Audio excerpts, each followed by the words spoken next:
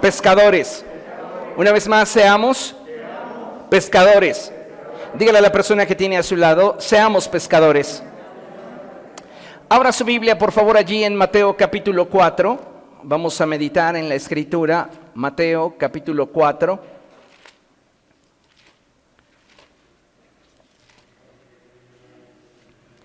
A partir del verso 18 vamos a darle lectura. Cuando usted lo tenga puede decir gloria a Dios. Aleluya. Mateo capítulo 4 a partir del verso 18 dice la Escritura de la siguiente forma. Mientras caminaba junto al mar de Galilea, Jesús vio a dos hermanos. Uno era Simón, llamado Pedro, y el otro Andrés. Estaban echando la red al lago, pues eran pescadores. Vengan, síganme, les dijo Jesús, y los haré pescadores de hombres. Al instante, diga conmigo, al instante, dejaron las redes y lo siguieron.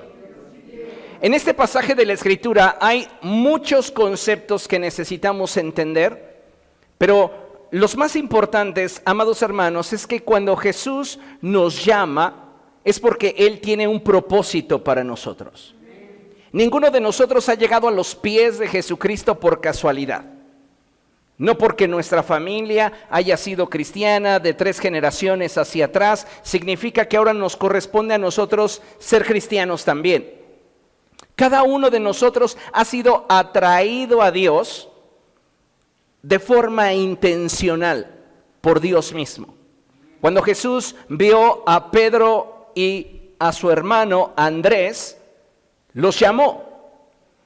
Y los llamó con un propósito. El propósito de llevar sus vidas a un nuevo nivel. Cuando Dios toma tu vida, la recibe tal y como llegas. Dios no hace acepción de personas. Tal vez llegaste a Él con tu vida destruida, tal vez llegaste a Él con muchas heridas, tal vez llegaste a Él con muchas situaciones personales, y Él te recibió. Pero jamás te dejará en la misma condición en la cual te recibió. Siempre querrá llevarte hacia un nuevo nivel. Y este era el propósito de Jesús para con Pedro y para con Andrés. Por esta razón es que Él les dijo, vengan, síganme y los haré pescadores de hombres. Ya no van a estar pescando como lo hacen de forma rutinaria.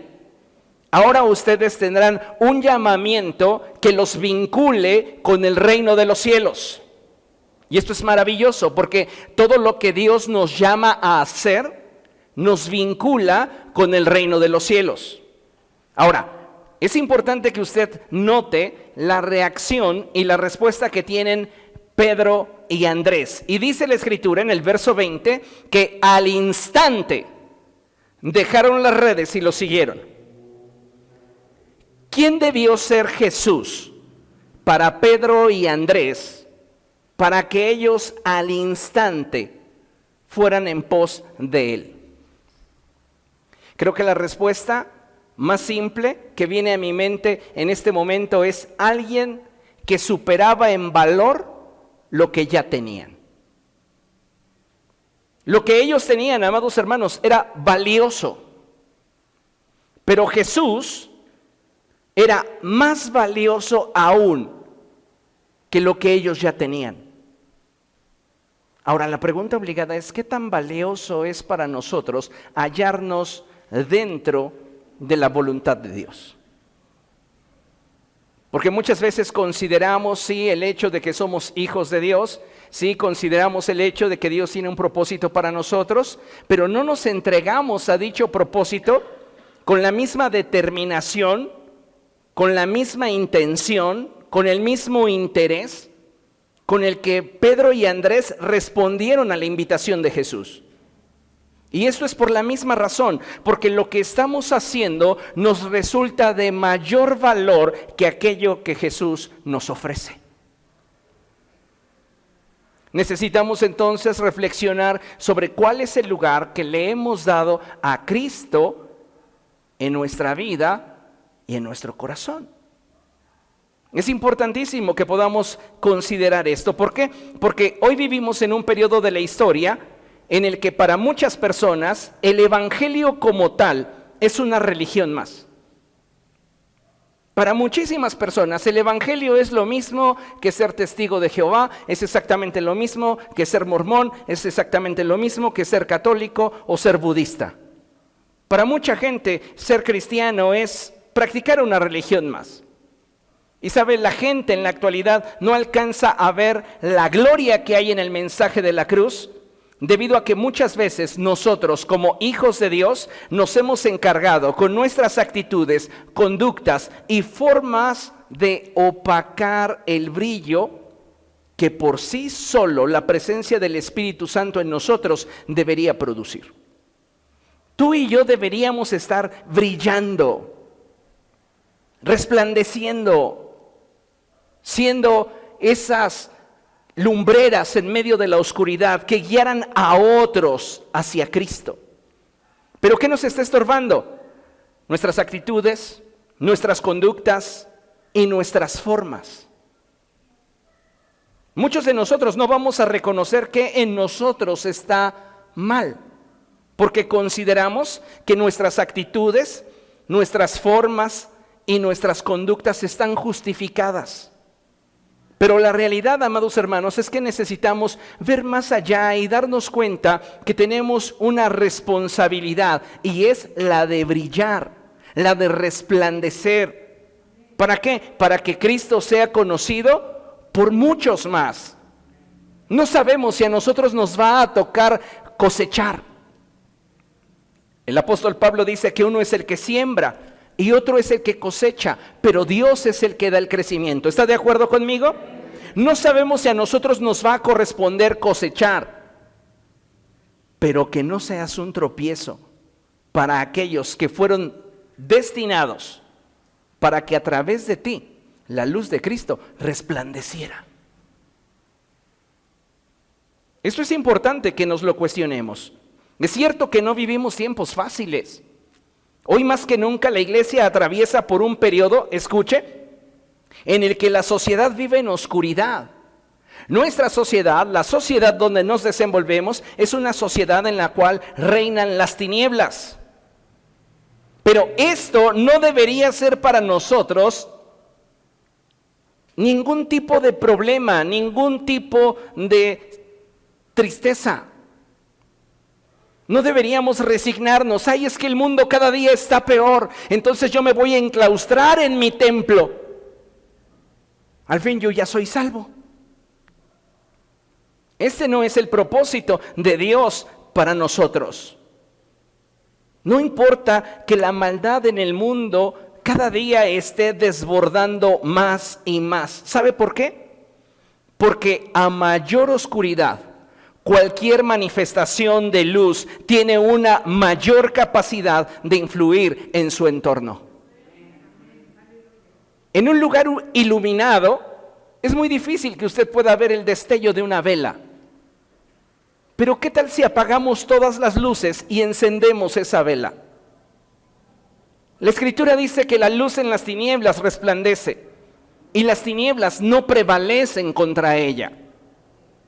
Ahora, la luz que hay en nosotros realmente está manifestando la naturaleza y el carácter de Cristo. ¿Estamos permitiéndole a Dios gobernar en nuestras actitudes, en nuestras formas, en nuestra conducta? ¿O somos esas personas que traen el Jesús en la boca, que se disfrazan de cristianos los fines de semana y que durante el resto de la semana no toman a Dios en consideración en sus días? Ah, es que yo soy cristiano solo cuando ejerzo mi ministerio predicando el fin de semana. ¿Usted creería que eso es congruente? Necesitamos permitirle a Dios que sea Él el que establezca su reino en nosotros para que nosotros podamos ser de testimonio a todas aquellas personas que nos rodean, donde quiera que nosotros estemos, donde quiera que nosotros nos estemos desenvolviendo. ¿Cuánta gente a la cual le podrías compartir el mensaje del Evangelio no se lo has podido compartir porque tú sabes que a sus ojos el Evangelio no es creíble?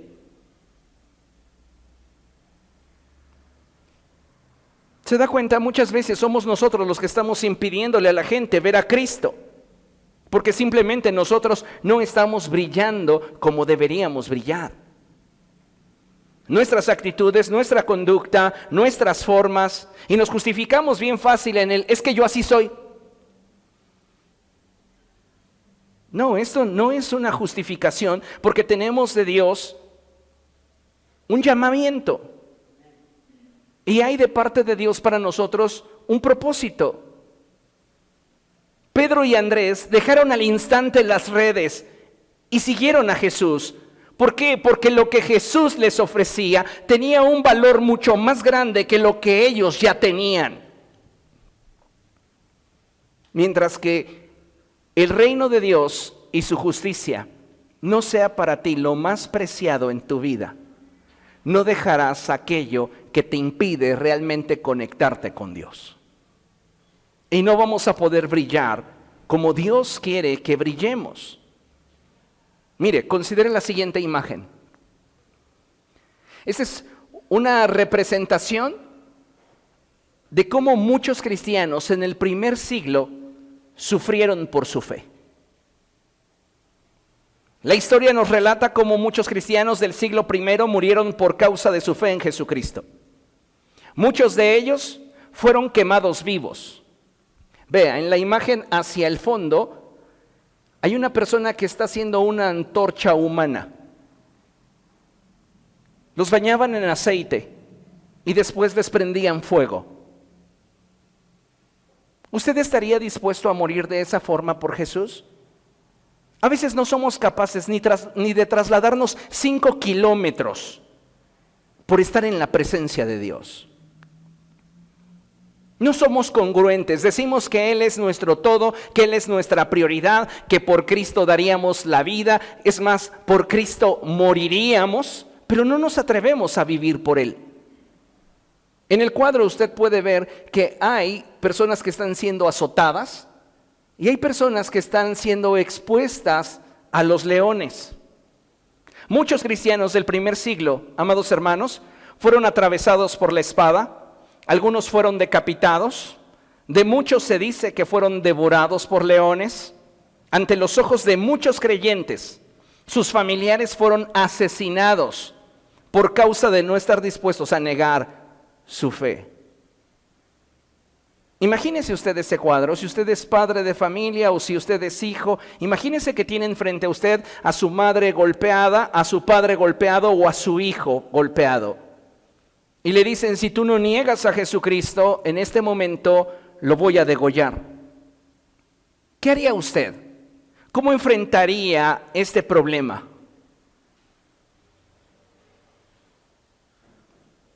Muchos de nosotros no nos hemos cuestionado nuestro nivel de compromiso respecto del Evangelio, porque vivimos en una sociedad que ama tanto su comodidad, que si algo no te favorece, lo sueltas.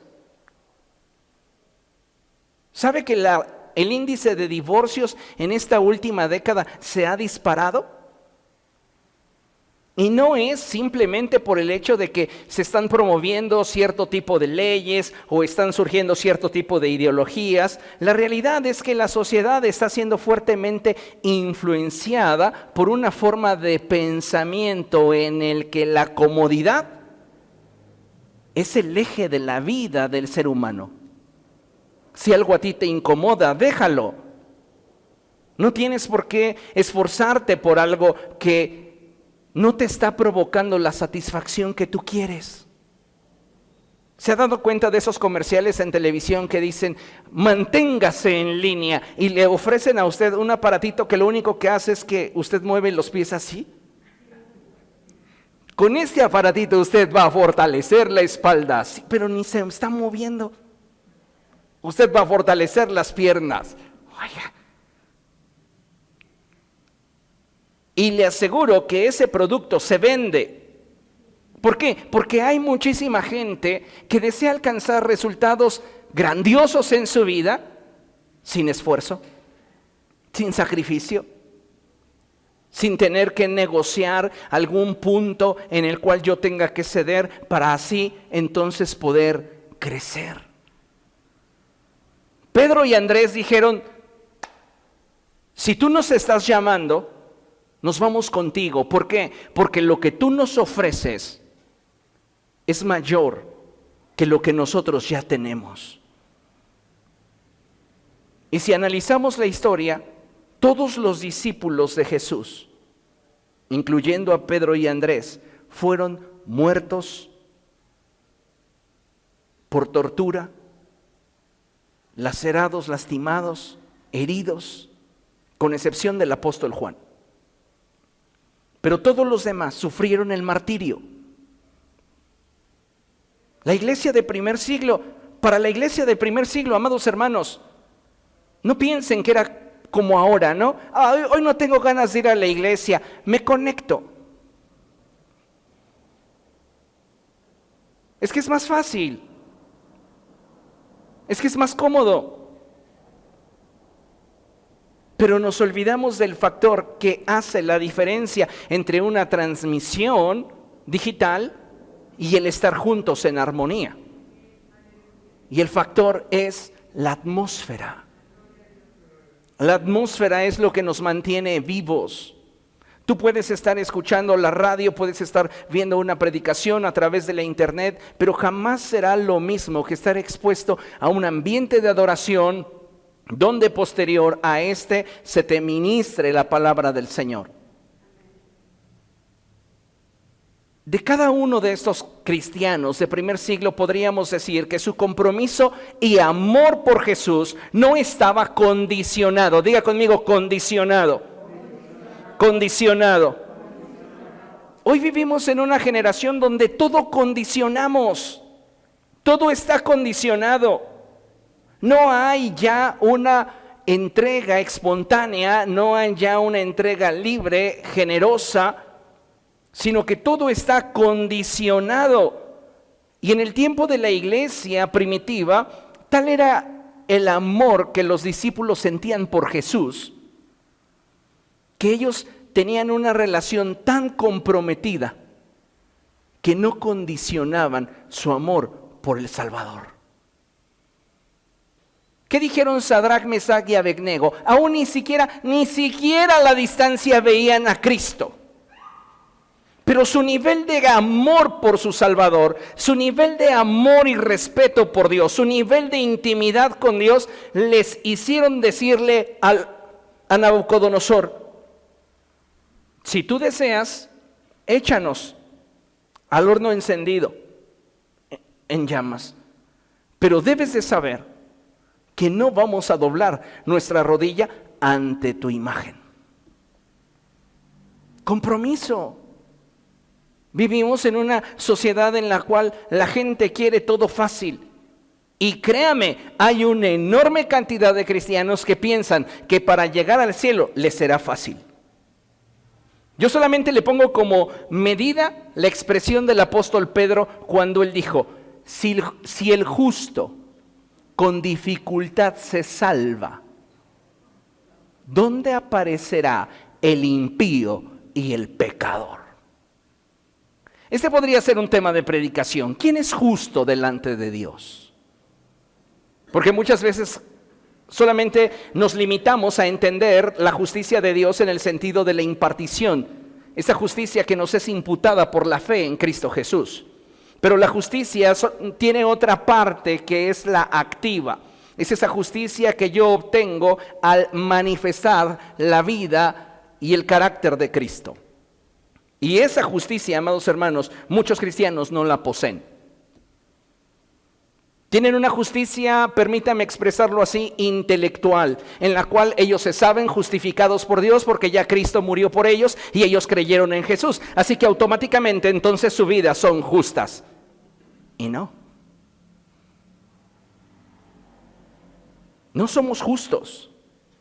Seremos justos hasta que nosotros no solamente hayamos participado de la justicia de Cristo, sino la pongamos en práctica cada uno de nuestros días. Y a estos es a los que se refiere el apóstol Pedro como justos. Si el justo con dificultad se salva, ¿dónde aparecerá el impío y el pecador? Los cristianos de primer siglo lo daban todo por Jesús. Los cristianos del siglo XXI consideran que pueden ofrecerle a Él. Lamentablemente, con el paso de los años, el incremento de la maldad y la ignorancia de la verdad ha hecho que el amor de muchos se torne frío.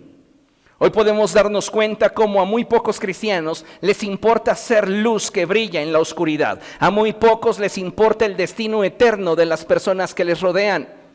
Todos tenemos familiares inconversos. ¿Está de acuerdo conmigo? Ay, pastor, es que yo ya les dije que si no se quieren ir al infierno, acepten a Jesucristo. Pero ¿les ha sido lo suficientemente luz como para que ellos puedan ver a Cristo a través de tu vida? Porque una cosa es lo que nosotros decimos y otra cosa es la que ellos nos ven hacer. Porque si no estamos siendo congruentes, el mensaje del Evangelio pierde eficacia.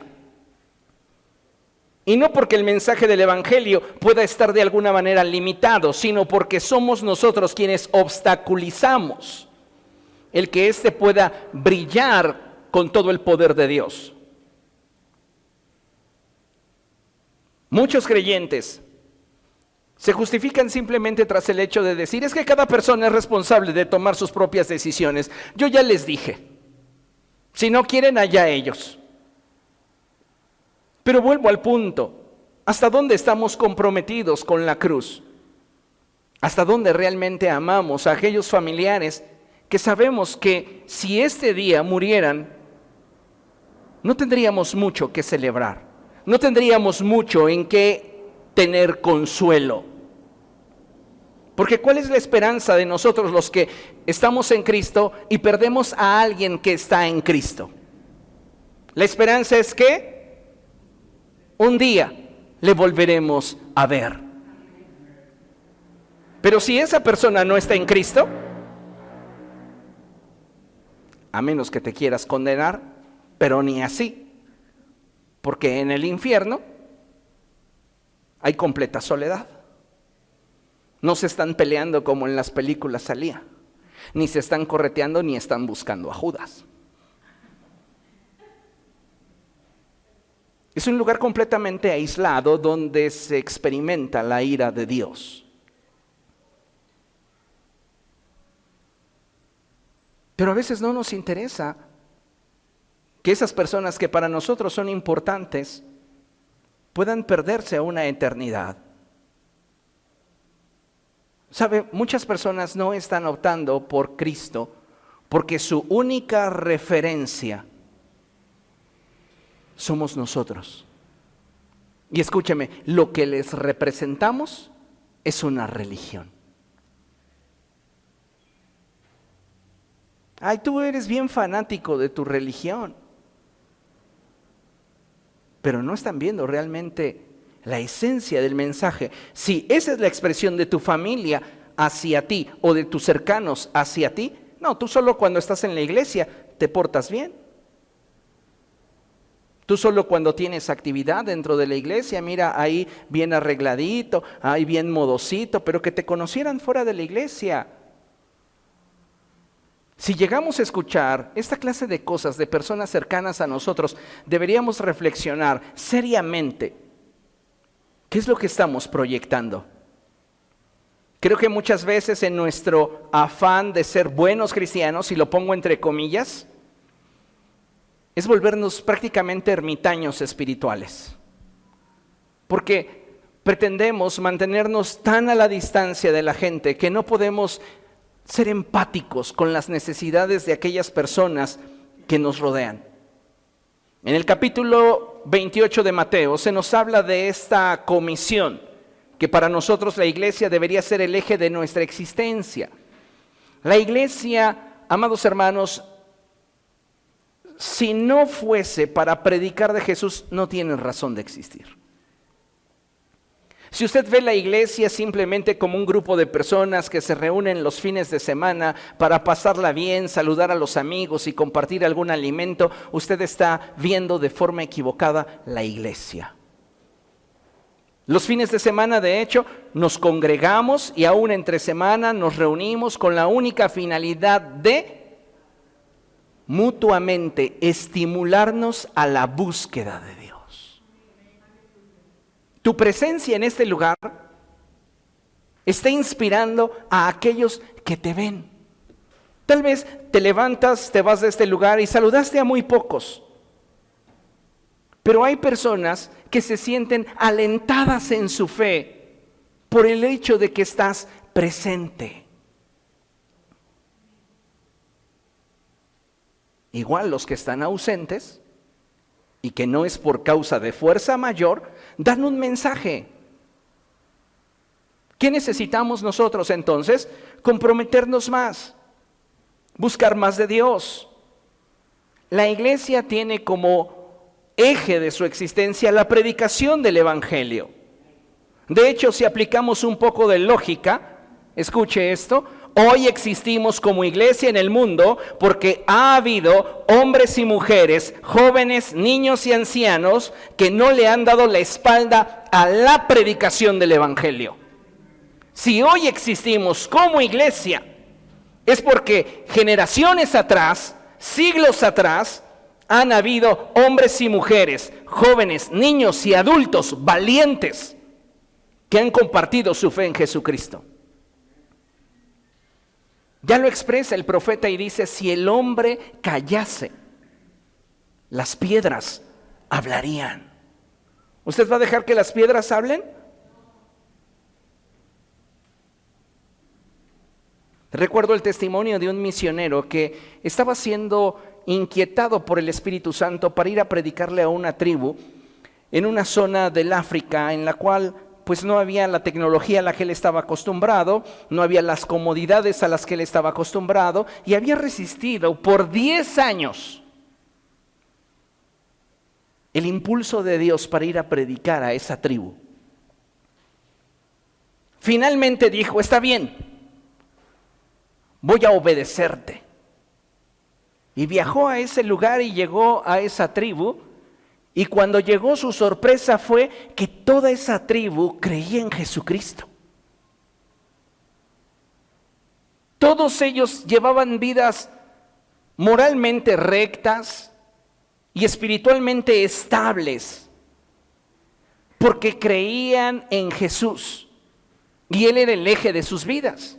Entonces este hombre, al darse cuenta que no tenía nada que hacer ahí, les preguntó, ¿cómo es que ustedes, siendo una tribu aislada en el mundo, conocen de Jesús? Si yo fui enviado precisamente para predicarles de Él. Y ellos le dijeron, es que hace cerca de 10 años, en la temporada de pesca, fuimos a realizar nuestra labor cotidiana y un pez salió del río y con voz de hombre comenzó a hablarnos del evangelio que hoy creemos. ¿Usted cree que eso es imposible para Dios? A Balaam le demostró que no le era imposible hacer que la burra hablara. A Pedro le demostró que no le era imposible traerle convicción por el canto de un gallo. Para Dios nada es imposible. Y si Dios te está dando un llamado para que ganes a otros para Cristo, es porque te está dando una gran oportunidad que tiene un gran valor. Si tú no la tomas, es porque lo que tienes lo consideras de mayor valor que aquello que Él te está ofreciendo.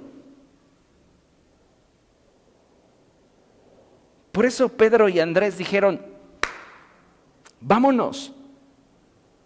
Yo no los veo a ellos hablar con Jesús y decirles, oye, pero ¿nos vas a sindicalizar? ¿Vas a darnos bono de fin de año? ¿Cuánto nos vas a pagar? ¿Tendremos vacaciones? ¿Sabes por qué? Porque ellos sabían que si buscaban primeramente el reino de Dios y su justicia, todas sus necesidades serían suplidas. No estoy diciendo con esto que mañana presentes tu carta de renuncia en el lugar donde te desenvuelves, en el lugar de trabajo donde estás. Lo que te estoy diciendo es que necesitamos entender que si queremos realmente ser luz, necesitamos tomarnos en serio el llamado de Dios para cada uno de nosotros. En el lugar donde has sido colocado, en el lugar donde has sido llamado, Dios quiere usar tu vida. Y si el Evangelio ha trascendido hasta este siglo XXI, es porque ha habido hombres, mujeres, niños, ancianos, jóvenes, que han difundido el mensaje del Evangelio a través de la predicación y la enseñanza. De tal manera que, visto desde un ángulo incómodo, la Gran Comisión no es una sugerencia, es nuestro compromiso, es nuestra responsabilidad. La Gran Comisión no es una sugerencia de parte de Dios, es nuestro compromiso y responsabilidad. Vean lo que dice la Escritura allí en Mateo capítulo 28, versos del 18 al 20. Lo tenemos proyectado en la pantalla. Y dice así: Jesús se acercó entonces a ellos y les dijo: se me ha dado toda autoridad en el cielo y en la tierra. ¿Por qué Jesús arranca este diálogo con ellos expresándoles esta verdad? Si yo le digo,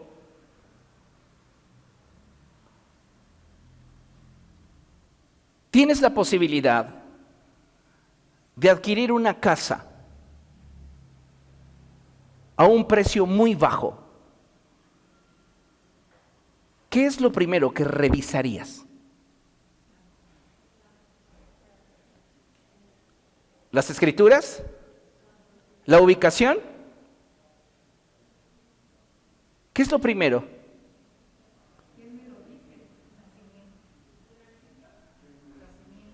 Los cimientos, dice la hermana, se va a poner a escarbar.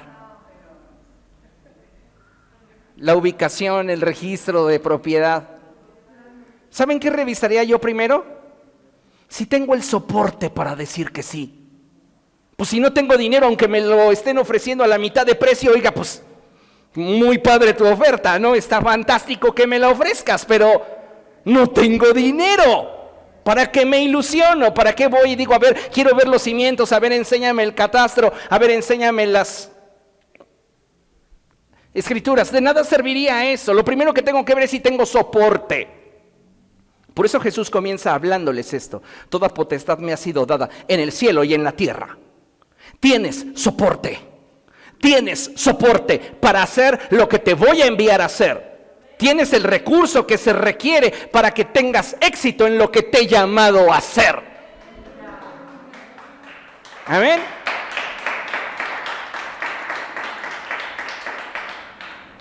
Jesús se acercó entonces a ellos y les dijo: se me ha dado toda autoridad en el cielo y en la tierra. Por tanto, vayan y hagan discípulos de todas las naciones, bautizándolos en el nombre del Padre y del Hijo y del Espíritu Santo, y enseñándoles a obedecer todo lo que les he mandado a ustedes.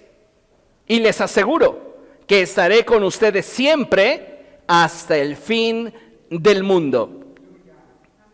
En esta expresión del Evangelio, el Señor Jesucristo deja claramente su deseo.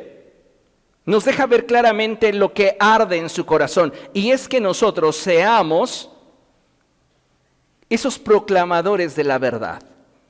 Necesitamos hoy despertar a la realidad de que minuto a minuto, y no es exageración, iglesia, minuto a minuto, miles de personas se están perdiendo una eternidad sin Jesús. Vea esta noche las noticias, y cada vez que usted vea a partir de hoy la noticia de que hubieron asesinatos, yo no sé usted, pero yo siempre me lo cuestiono: ¿habrán sido salvos? Feminicidios,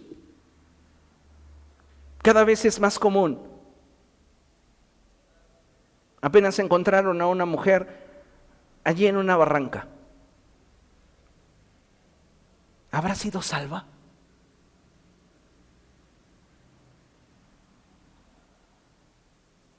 Los asesinaron en un bar. ¿Habrán sido salvos? Es que estaba ahí para predicar. No lo sé. Hay cosas a las cuales no podemos responder, y que Dios va a ser el que tenga la última palabra. En determinadas circunstancias podríamos decir: no, es que no, ¿qué hacían ahí? Merecen el infierno. ¿Tú qué sabes si fue un milagro de segundos antes de morir, como con el ladrón que estaba junto a Jesús en la cruz? Acuérdate de mí cuando vengas en tu reino. No le dijo Jesús, te hace falta tomar discipulado 1, 2 y 3, lástima. No. Jesús vio en él fe y le dijo, de cierto te digo que hoy estarás conmigo en el paraíso. Pero, ¿cómo van a creer si no hay quien les predique? Hace muchos años, cuando asesinaron al conductor de televisión, Paco Stanley, mucho se corrió la información de que él llevaba en su camioneta un audiocassette de Armando Alducin, en el que él escuchaba sobre el infierno. No era ignorante, habrá tomado su decisión, no lo sabemos. Pero hubo quien le estuviera predicando, aún de forma indirecta. Porque tal vez Armando Alducin jamás se dio cuenta, jamás supo que ese material estaba llegando hasta ese hombre. Pero hubo alguien que se ocupó y se preocupó de su salvación. Lo vio tan inmerso en ese ambiente en el que él estaba cada vez hundiéndose más, que le dijo, cuando usted pueda, escuche esta conferencia. Y ese día del asesinato, esa conferencia estaba en su camioneta, en el estéreo.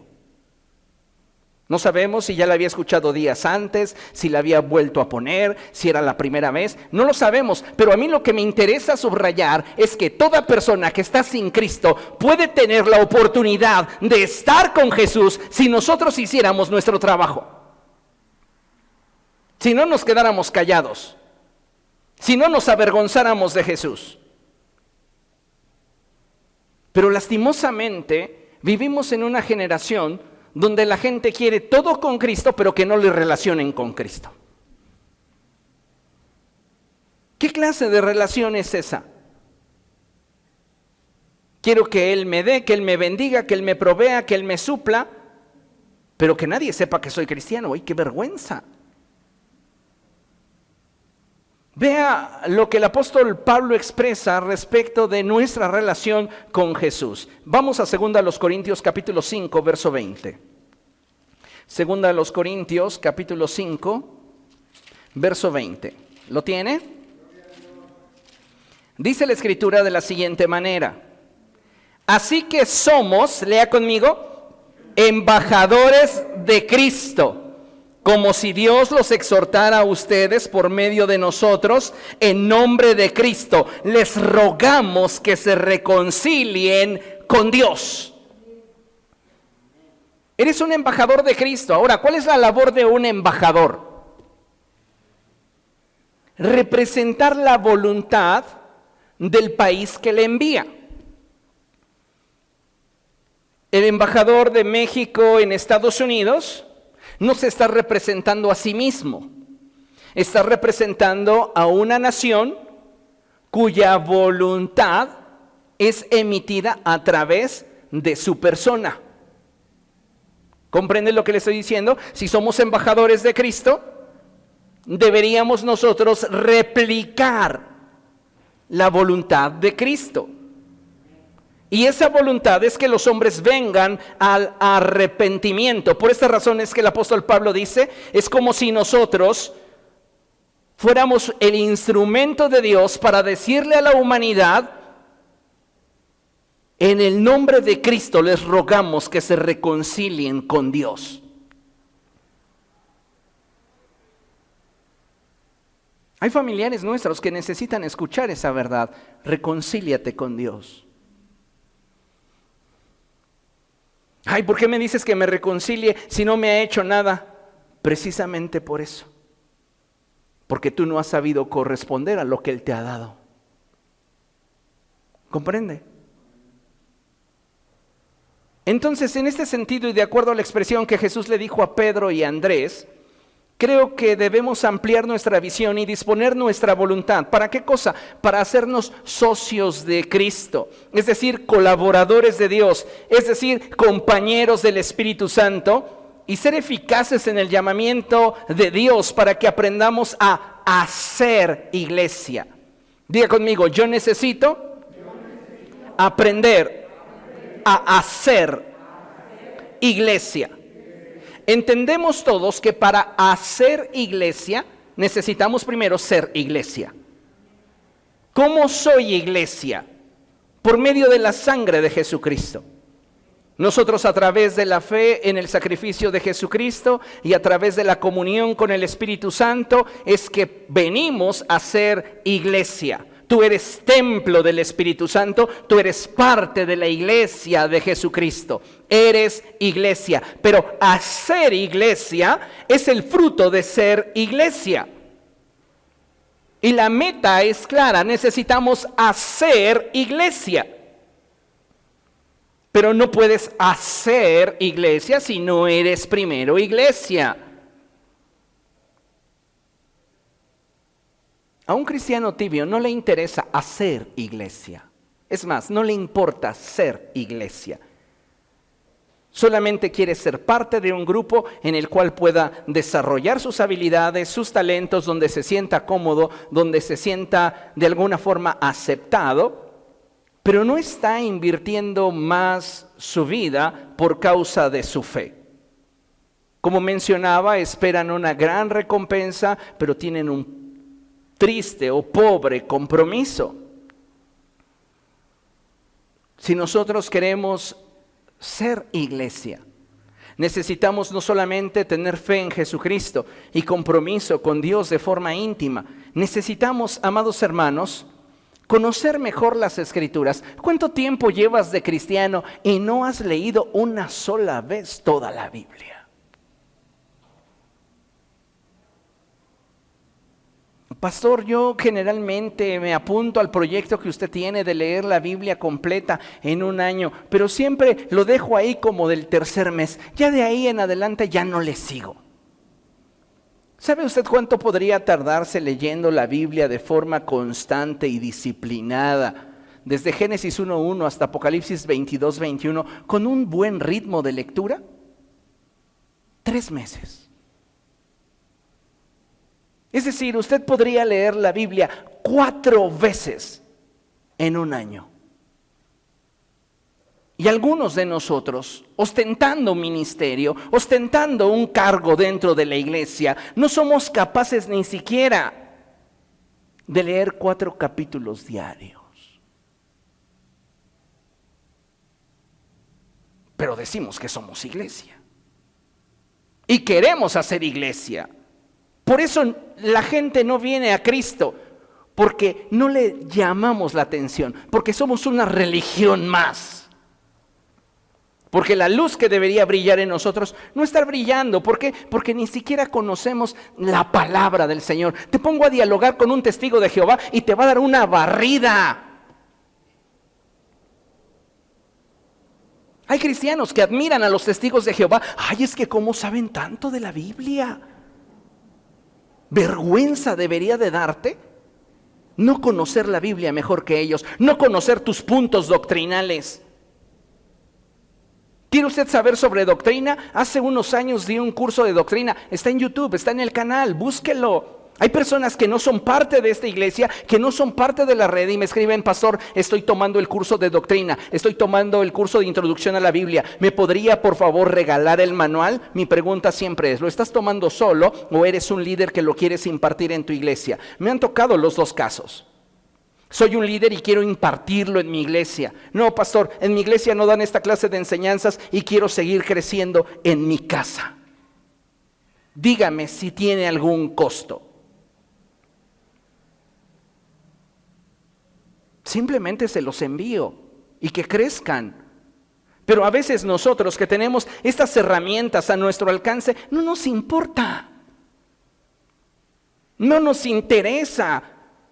No podríamos explicarle a nadie la doctrina de la imposición de manos. No podríamos explicarle a nadie la doctrina de la resurrección. No podríamos explicarle a nadie ningún aspecto fundamental de nuestra fe, porque lo único que diríamos es: no sé. Pregúntale al pastor. Y por esta razón es que admiras a los testigos de Jehová, admiras a los mormones, admiras a los budistas. ¿Pero qué me dice eso? No tienes compromiso alguno con tu fe.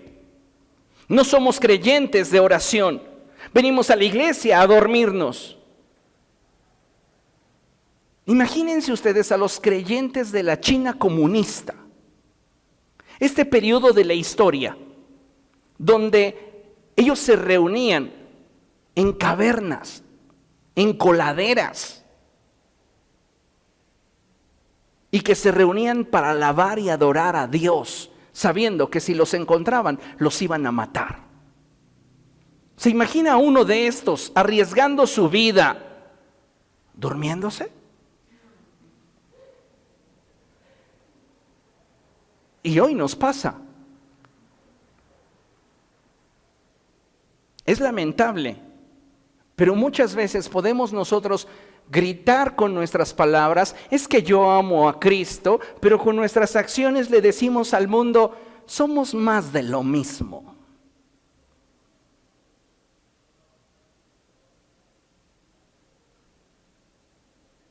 Si somos iglesia, debemos hacer iglesia, y eso implica salir a pescar. Diga conmigo, salir a pescar. Una vez más, salir a pescar. ¿Por qué le digo esto? Porque el Señor no nos mandó de cacería. Él nos llamó a pescar. Y si usted sabe un poco de la diferencia de estas dos prácticas, hay mucha diferencia entre cazar y pescar. Y ahorita vamos a hablar un poco sobre la pesca y la importancia que tiene considerar algunos aspectos que en la mente de Cristo estaban plasmados cuando les dijo a Pedro y a Andrés, les haré pescadores de hombres. Él no les cambió el oficio, Él no les dijo, les haré cazadores de hombres. Él dijo que serían pescadores de hombres. Y mire, cheque la siguiente imagen. Ahí tenemos a un pescador echando la red. Obsérvela. ¿Qué elementos se requieren para pescar? Antes de arrancar con esto, es importante que yo le haga notar que no siempre los resultados serán abundantes. Usted no se desanime. El apóstol Pablo dice, a tiempo y fuera de tiempo. Exhorta, anima. Difunde el mensaje del evangelio. No los dejes ignorantes. Háblales la palabra de Dios. Y no siempre vamos a tener los mejores resultados, los que quisiéramos. ¿Quién ante los ojos de una persona que juzga las cosas de acuerdo a los resultados tuvo el ministerio más estéril en la Biblia? Jeremías. Jeremías por 23 años estuvo predicando el mensaje de Dios y tuvo 0 convertidos. 23 años. Hoy hay pastores que quieren renunciar porque sus congregaciones no superan los 15. Y hay otros que se sienten muy vivos, que dividen iglesias para establecer la suya. Pero necesitamos entender que quien nos da los resultados es Dios. Muchas veces la respuesta a nuestra predicación no está en nuestro control. A Jesús lo buscaban no porque su sabiduría les llamara la atención. El Señor les dijo, ustedes están conmigo porque reciben de mí lo que ustedes quieren. Feo, ¿no? A Pablo se le durmió uno que estaba escuchándolo allá en la esquina del auditorio y como Pablo se prolongó de los 45 minutos, suelo. Yo me imagino a la gente diciendo, su mamá nos va a decir que por qué nos lo trajimos. Y Pablo, viendo la cara de los discípulos, dijo, aguanten, ahorita lo resucito. Lo resucita y ya, continúa enseñando. Hace muchos años estaba en el ministerio de portadores de bendición, lejanamente me imaginaba llegar a ser pastor, y fui invitado a un grupo de alcohólicos anónimos para hablarles sobre la oración. Sí, durante ese periodo de ministerio prediqué en muchísimos púlpitos que no se le abrían a cualquiera, en muchos lugares que no tenían acceso cualquiera. Iglesias muy herméticas me invitaban a darles enseñanza, a predicar con ellos, y yo me sentía pues un instrumento en las manos de Dios. Y fui invitado a ese grupo de Alcohólicos Anónimos, y recuerdo que pues yo llegué con mi enseñanza sobre la oración, teniendo más o menos en consideración el hecho pues de que en la iglesia me aguantaban 45 minutos, dije pues a estos les voy a predicar 1 hora. Lo hice así, les prediqué durante 1 hora acerca de la oración y terminé, y recuerdo que el organizador que me había invitado dijo, duraste muy poco. ¿Por qué? Dices que aquí los oradores en tribuna se avientan hasta 3 horas. Con los alcohólicos. Y lo mismo podríamos hablar de aquellas personas que asisten a los grupos de neuróticos anónimos. Las iglesias en Chiapas, que están tal vez a una larga distancia de los poblados, y que a los cristianos les implica llegar a la iglesia 2 horas de camino con su burro o a pie. ¿Usted cree que van a llegar a esa reunión para decir, ay pastor, ya son 45 minutos, ya se pasó, ay, ¿qué lo considera? ¿Hasta dónde está nuestro compromiso? Cuando estás enamorado, el tiempo no existe. Tu determinación, tu deseo es estar con la persona que amas. Cuando no amas, se nota. Ahora, la pregunta obligada es, si amamos a Cristo tanto como para integrarnos a Él. Fuimos llamados a pescar. Di conmigo, fui llamado a pescar. Ok. ¿Qué requiere un pescador? Lo primero que requiere, y estuve pensando, pues ¿qué va a requerir? A ver, ¿qué podría requerir? Vea la imagen. No todos pescan desde la barca. Algunos están a la orilla del río. ¿Está de acuerdo conmigo? Algunos otros se meten a la orilla del mar, ahí donde pueden pisar todavía, y avientan sus redes. ¿Está de acuerdo? Entonces, entendiendo esto, definí que un pescador requiere de una plataforma. Difícilmente lo va a poder hacer o va a poder pescar mientras está luchando por su vida. Estoy nadando, tengo el agua acá y sí sé flotar, pero quiero aquí pescar. Va a ser difícil. Él necesita una plataforma. Y esa plataforma para nosotros es la palabra de Dios. Si ignoras la palabra de Dios, te pregunto, ¿qué vas a compartir? A mí me gusta hacerle preguntas a las maestras de niños. Preguntas sencillas, como ¿con quién se consoló Isaac por la muerte de su madre, Sara? ¿Eso viene en la Biblia? Sí, con Rebeca.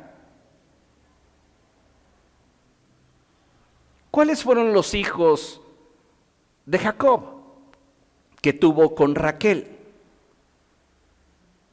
José y Benjamín.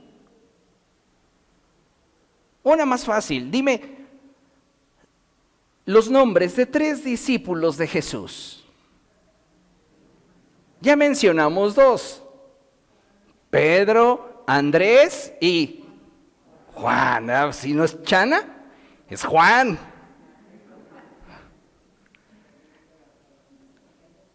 Y muchas veces ignoramos esto. Y lo básico, estoy hablándote de información que está de forma literal y expuesta en la Escritura. Ahora sí te digo, explícame el misterio de los 4 jinetes del Apocalipsis. Ay, ¿cuáles caballos?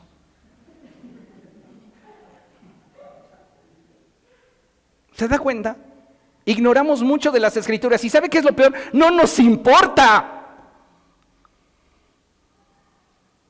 Imagínese usted que está en una relación con una persona a la cual a usted verdaderamente le importa y usted desconoce lo esencial de esa persona, aunque esa persona se lo ha dicho cientos de veces, ¿cómo la hará sentir el que usted nunca haya puesto atención a aquello que esta persona le expuso de su corazón?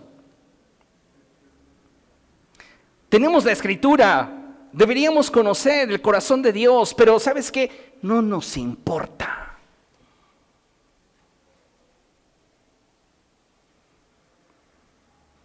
¿Cómo se llamaba la esposa de David que no pudo tener hijos y que lo criticó cuando él llevó el arca a Jerusalén por causa de que él danzaba delante del arca de Dios? Mical, ya llevan una buena. La gran mayoría de nosotros no conocemos la Escritura como deberíamos conocerla.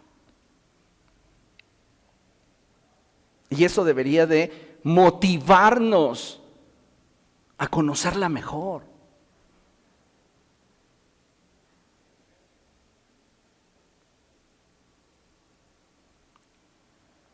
¿Cómo vamos a defender la fe?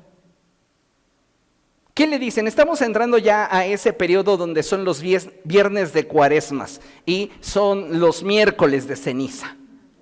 ¿Qué va a decir usted? Oye, ¿por qué tú no traes tu cruz en la frente?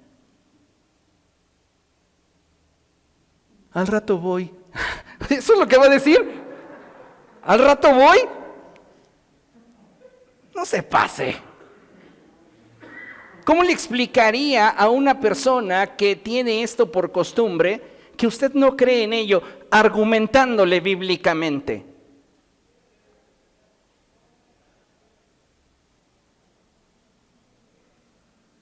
¿Se da cuenta? No sabemos cómo defender nuestra fe, cómo sustentar nuestras creencias. Pues si en esta vida no fuimos felices, tal vez en la otra. ¡No va a haber otra! Es esta la oportunidad, es este el momento, es este el periodo donde puedes hacer y llevar a cabo tus sueños. No va a haber otra oportunidad, de manera que está establecido a los hombres el morir una sola vez y después de esto el juicio. No, pues para la otra vida sí pongo el negocio. Dijeran las hermanas, para la otra vida sí me fijo con quién me caso. Oiga, no va a haber otra oportunidad, es esta vida y por eso la tenemos que aprovechar. Y usted no se puede reservar lo que siente, lo que piensa, porque usted tiene que exponerlo. Si le resulta, qué maravilloso. Si no le resulta, pues usted tiene que entender que esta es la única oportunidad que tenemos para emprender, para desarrollar, para ejecutar, para realizar. No va a haber otra oportunidad. Esta vida nada más. ¿Comprende eso? Ahora, ¿qué más requiere un pescador? Requiere de una red o una caña de pescar. ¿Está bien? Ya son las 9. ¿Ya quiere que le corte? Seguro. Nada más regáleme 15 minutos. Un pescador requiere de una red o una caña de pescar. Esto representa el medio a través del cual intentaremos, escuche, atraer al reino a las personas que tienen una necesidad espiritual genuina de Dios. Usted debe de discernir sobre quienes tienen una necesidad genuina de Dios. Porque hay personas que van a quererle hacer creer que están interesados en Cristo cuando en realidad solamente están interesados en usted.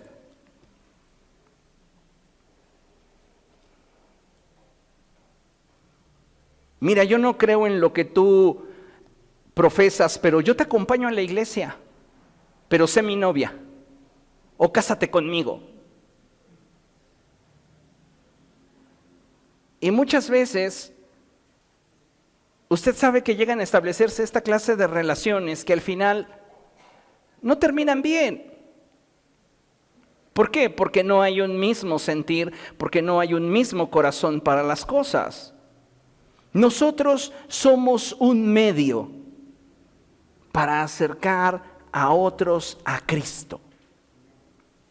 Usted debe de tener esto siempre en cuenta. Usted es un medio para acercar a otros a Cristo. Y las formas son tan variadas como su imaginación se lo permita. El mensaje del Evangelio, amados hermanos, tiene que ser predicado, tiene que ser enseñado, tiene que ser difundido. Y para ello podemos utilizar nuestras redes sociales. En lugar de estar compartiendo capítulos de Betty la Fea, comparta la palabra de Dios. Créame, sería mucho más efectivo, mucho más eficaz, mucho más eficiente en la búsqueda de la salvación de aquellas personas que le tienen a usted como contacto, que estar viendo el capítulo de Betty la Fea en el cual usted lloró y casi se cortaba las venas con galletas de animalitos remojadas en leche. ¿De qué estamos llenando nuestras redes sociales? ¿De qué manera estamos compartiendo a otros nuestra identidad en Cristo? Tal vez tú dices, no, mis redes sociales son para compartir chistes. Bueno, ok, ¿de qué forma estás alcanzando a otros? ¿De qué manera? ¿Qué es lo que estás haciendo? Podríamos compartir tal vez un texto a la gente que nos rodea. Usted seguramente en algún momento, en algún vagón del metro o en la calle, estando usted en su auto, se ha acercado a alguna persona que tiene alguna discapacidad para hablar, para escuchar, y le ha dado un papelito. Soy sordomudo, estoy vendiendo paletitas, si usted quiere apoyarme, cada una de ellas es de cooperación voluntaria. Le deja el papelito, no le dice más. Hágase 500 papelitos y váyase al metro y repártalos. Hoy Dios tiene una promesa de vida para ti y un texto. A veces queremos que cuando tengamos un diálogo con la persona para que acepte a Cristo, termine de rodillas diciendo, ¡oh sí, Dios, soy un pecador! No va a pasar. A las personas necesitamos acercarlas. Fuimos llamados a pescar. Tú quieres sacar la escopeta y ya decir, lo logré, y a la distancia. No. Fuiste llamado a pescar y eso implica exposición. ¿Cuántos de ustedes han visto en algún momento que un pescador, generalmente esto sucede con aquellos pescadores de mar adentro que están intentando sacar del mar un pez espada? Y es tan grande y tan fuerte que de repente se los lleva con todo y su caña de pescar. Es que pescar implica exponerte, pero lo vamos a hacer con sabiduría. Y por esta razón es que el pescador necesita de una carnada adecuada para el tipo de pez que desea atraer. Tú necesitas entender que no todas las personas tienen la misma capacidad de asimilar. No todas tienen los mismos intereses, no todas tienen la misma sensibilidad espiritual, no todas tienen el mismo contexto académico y necesitas prepararte para eso. ¿Cómo le vamos a compartir el Evangelio a una persona que tiene una licenciatura, una maestría o un doctorado? Yo solo le envío memes. No estamos siendo tan efectivos en la transmisión del mensaje. Porque si lo que constantemente reflejamos es que somos superficiales, es el concepto que está fijo en la mente de aquellos con quienes nos relacionamos.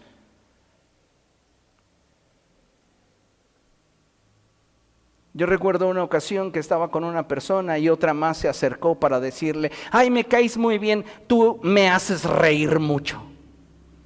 Entonces yo reflexioné y digo, entonces lo único atractivo de esta otra persona es que te hace reír, es tu bufón. ¿cómo nos concebirá la gente en derredor? ¿Verán nuestra luz? ¿O nos considerarán religiosos que son parte del montón? ¿Sabes qué más requiere un pescador? Paciencia. Paciencia. No pretendas ganar las discusiones teológicas. Jesucristo no te mandó a ganar una discusión teológica. Y algunos cristianos que llegan a tener un poquito más de conocimiento que el promedio, piensan que esa es la estrategia para ganar a otros para Cristo. Dejarlos sin argumentos. ¿Sabe que eso es absurdo? Porque al ganar usted el argumento, lo único que le está dejando ver a esa persona es que está equivocada en cuanto a sus conceptos y se va a sentir avergonzada. ¿Y quién que se siente avergonzado o menospreciado o despreciado por otra persona quiere acercarse?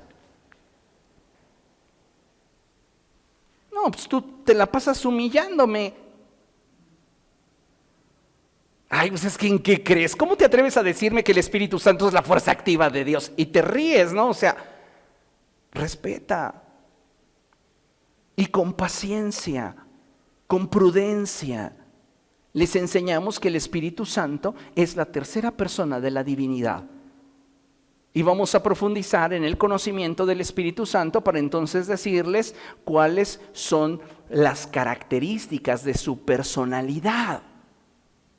¿Por qué nos atrevemos a decir los cristianos evangélicos que el Espíritu Santo es una persona? Pues entonces ya le muestro cuáles son las características de su personalidad y a la persona le queda mucho más claro por qué definimos al Espíritu Santo como una persona y no simplemente como una fuerza activa que no tiene voluntad propia, que no tiene intelecto y que maneja simplemente Dios a su antojo.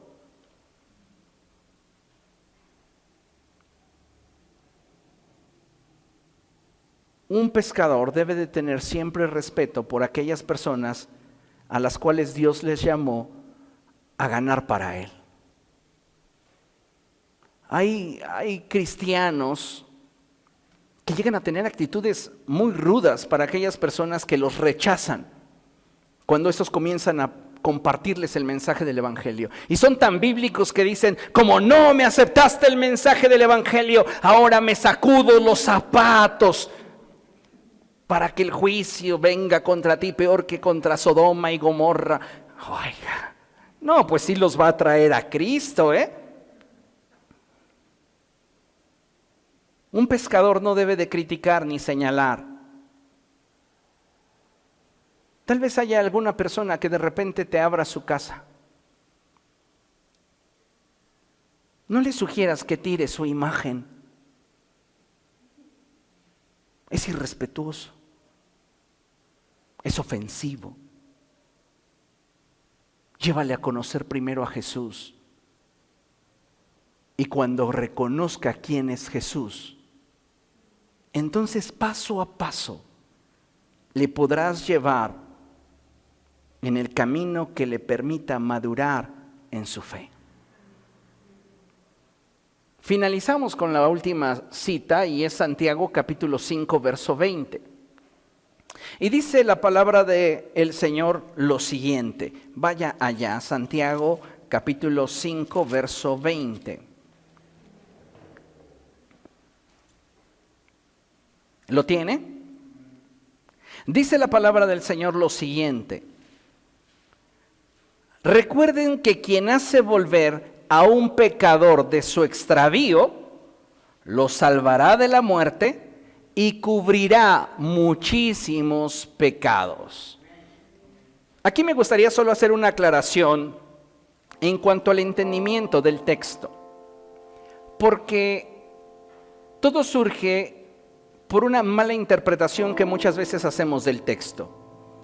La pregunta es, ¿los muchísimos pecados que se cubren son los pecados del que predica o del que acepta?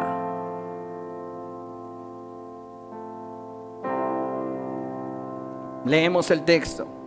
Recuerden que quien hace volver a un pecador de su extravío, lo salvará de la muerte y cubrirá, dice la Reina Valera, multitud de pecados.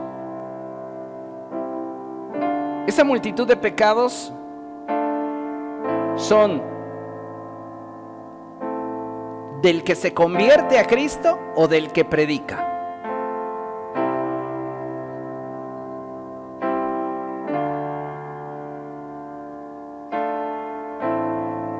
Esa multitud de pecados que son cubiertos son del que se convierte. Tú no cubres tus pecados ganando almas. Tus pecados son cubiertos cuando tú te arrepientes, porque tú ya tienes conocimiento. Cuando tú vas a la sangre y le dices al Señor, perdóname. Lo que te está diciendo el apóstol Santiago es: gana almas. Y por cada alma que tú ganes, ten la certeza de que esa persona librará su alma del infierno y tendrá como evidencia de esa conversión que no vivirá más atado a sus pecados.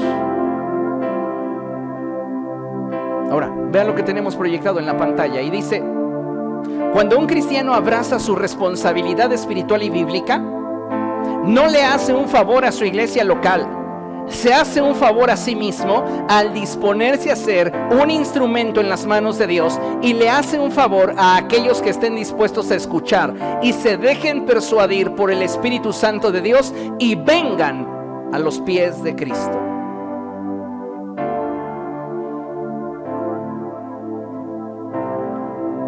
Pablo está ante Félix y después de haber escuchado el mensaje de la resurrección, este le dice al apóstol: por poco y me persuades de volverme cristiano. La gente piensa que cuando predicas el mensaje del evangelio los quieres convencer. Pero quiero librarte de una carga que no debes de llevar. Y es que Jesús no te llamó a convencer a nadie del valor que hay en Jesús. Te llamó simple y llanamente a hablarles de Jesús. ¿Quién va a hacer la obra? El Espíritu Santo. No te prejuicies por si esa persona, a tu parecer, no va a querer nada de Dios. Tal vez es la persona que está más preparada para recibir el mensaje. Nos hemos encontrado con personas recatadas que desprecian el mensaje de la cruz. Y hay mujeres y hombres que tienen vidas destrozadas, que abrazan el mensaje de la cruz. Nadie te llamó para determinar quién sí, quién no. Como un pescador, avienta tu red a ciegas y deja que Dios haga la obra. Pero prepárate para ser un buen pescador. Que hay personas que están esperando porque tú te levantes, porque tú abras tu boca, porque tú le empieces a dar un mayor sentido a tu vida. Sal de tu ignorancia, sal de tu comodidad y cumple el propósito de Dios para tu vida. Amén. Póngase de pie y vamos a dar gracias al Señor. Concluyo con esta expresión, póngame mucha atención. Y dice así: la responsabilidad del pescador termina cuando esa persona que por la gracia de Dios pudo atraer a Cristo, la coloca dentro de una iglesia local. Ahí usted puede decir, mi labor concluyó. La siguiente labor, el siguiente proceso corresponde al pastor y los maestros en la iglesia. Pero no se quede fuera. Predique la palabra, evangelice, comparta, difunda, sea luz. Amén. Oremos. Padre, en el nombre de Jesús te ruego que tu buen espíritu esté trayendo a nuestra vida claridad sobre este mensaje. Tú nos llamaste a ser pescadores de hombres. Señor, haznos ver aquello que nosotros hace falta para ser efectivos y eficaces en el llamamiento que nos has dado.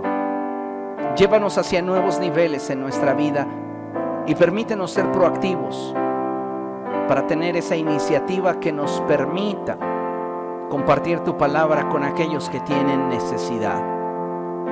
Señor, nos reconocemos imperfectos, pero también sabemos que si tu Espíritu está con nosotros, podremos cumplir con tu propósito y voluntad. Sé tú, Señor, en medio de nosotros. Te doy gracias por la iglesia que hoy ha escuchado tu palabra y que pacientemente ha esperado para que ésta sea expuesta. Bendice